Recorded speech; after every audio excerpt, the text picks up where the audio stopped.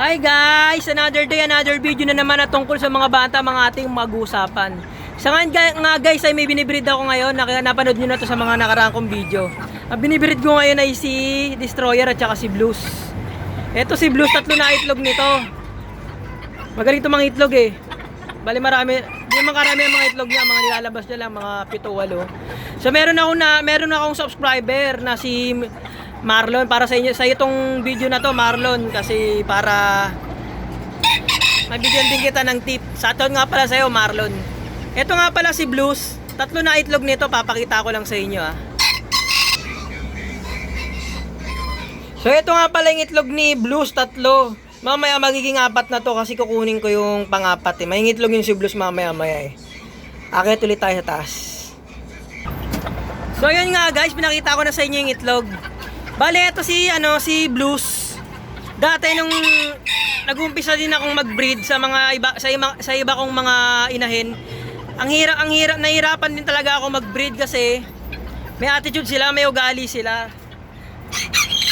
Na di rin sila naglilimlim, humihinto din sila sa pagitlog. Ngayon, bumili ako ng mga mapoprotein na pagkain katulad ng mga successor, yung mga ganito, egg 1,000. Tapos yung Selectrogen. Ngayon yun ang tumuloy sa itlog. Ay nagkaroon naman ako ng problema. Yung tumuloy sa itlog, mga lumabas, mga 2-3 lang, huminto uli. Ngayon, iba na naman ang ginawa ko. May ginawa na naman ako. Dito kasi dati to nakalagay si Blues eh. Dito. Yan, dito dati siya nakalagay. Dito siya dati nagpupugad. Breeding area ko dati, napakalaki eh. Nandun yung pugad eh. Ito yung pugad niya. Ito yung pugad dati ni Blues eh. Ito, nakasabit yan dyan. Ngayon, ang problema naman, ang init dito. Ang init at saka napakaliwanag. Napakaliwanag oh. Tapos yun no, nandito si Blues. Nangingitlog siya pero hindi niya nililimliman. Akit lang siya sa pugad, tapos kung mangingitlog man siya, iwanan niya, tapos di niya nililimliman. O kung kaya mangitlog, mga 3 piraso lang. Ngayon binago ko. Nilipat ko siya sa yun nga, sa kulungan na yun sa loob.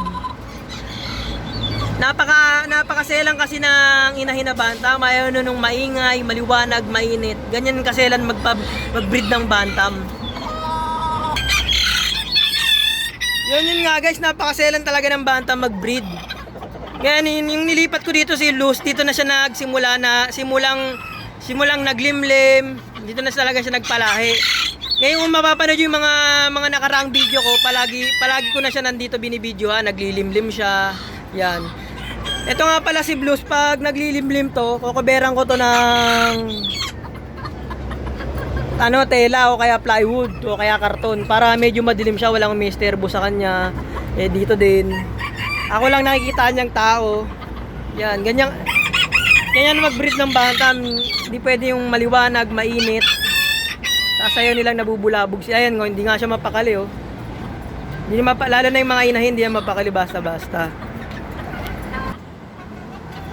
Ayun nga guys, pag pag tumigil sa itlog yung bantam nyo, wag kayo basa-basa sa suko kasi yan, natural lang sa bantam yan tumitigil sa pagitlog.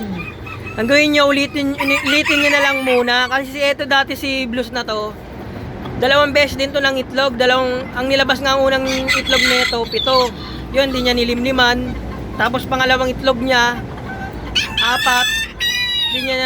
Uminto na siya sa 4. Ngayon, ang ginawa ko, pinaliguan ko siya, tapos hindi ko muna siya pinalahi, pinataba ko lang siya ng pinataba. Ayun nga, bumili ako ng successor, yung mga protein mapoprotein na pagkain, kasi itlog nagmumula rin yan sa protein ng inahin. Yan, tinabi ko muna siya, pinataba ko muna siya. Yung pinaliguan ko, yan. Tapos yung kumakak na siya ay yung tinutukod niya na yung pakpak niya ay na yun, na ready na siya mag-breed yan. Nilipat ko na siya sa ganitong kulungan. Dito na talaga siya nag-limlim. Ito nga palang pwesto ko na to guys ay medyo malamig dito. Kaya komportable sila dito mag-limlim. Pag maglilimlim na to, kukuberang ko yan. So yun lang nga guys. yun nga lang guys, ang aking tip ko sa inyo. Mahirap talaga mag-breed na itong mga bantam, di ba? Sa basta din mag-breed, maselan sila. So yan lang guys. So kung interesado po kayo sa mga ganitong video, mag-subscribe lang po kayo, like and share para marami pa po tayong mapag-usapan na tungkol sa mga bantam. Yun lang po, maraming salamat po. Comment lang po kayo kung may gusto po kayong tanong. Yun lang po, bye po muna. O nga pala guys, etong mga anak nito ni Destroyer at saka ni Blue, pamimigay ulit natin yan.